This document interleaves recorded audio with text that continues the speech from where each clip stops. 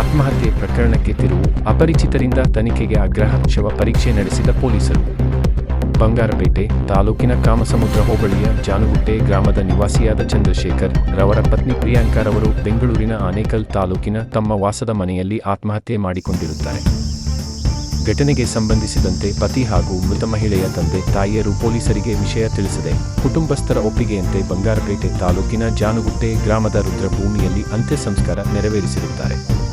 ವಿಪರ್ಯಾಸ ಘಟನೆ ನಡೆದು 6 ತಿಂಗಳ ನಂತರ ಅಪರಿಚಿತ ವ್ಯಕ್ತಿಯು ಪ್ರಿಯಾಂಕರವರದು ಆತ್ಮಹತ್ಯೆ ಅಲ್ಲ ಕೊಲೆ ಎಂದು ಸಂಶಯ ವ್ಯಕ್ತಪಡಿಸಿ ತನಿಖೆ ನಡೆಸುವಂತೆ ಬೆಂಗಳೂರಿನ ಪೊಲೀಸ್ ಇಲಾಖೆಯ ಉನ್ನತ ಅಧಿಕಾರಿಗಳಿಗೆ ಪತ್ರ ರವಾನಿಸಿರುತ್ತಾರೆ.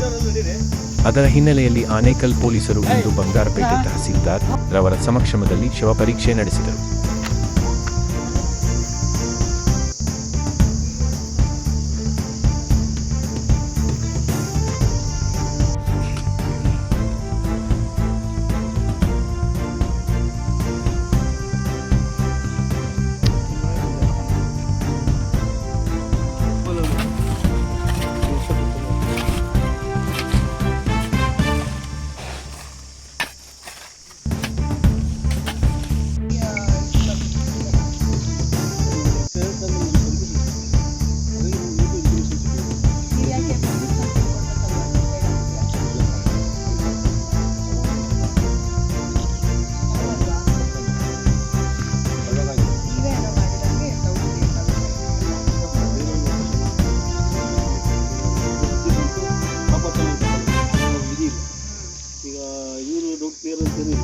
ದೇವರು ಟ್ರೀಟ್ಮೆಂಟ್ ಕೊಟ್ಟಾಗ ಇವ್ರಿಗೆ ತೊಂದರೆ ಆಗ್ತದೆ.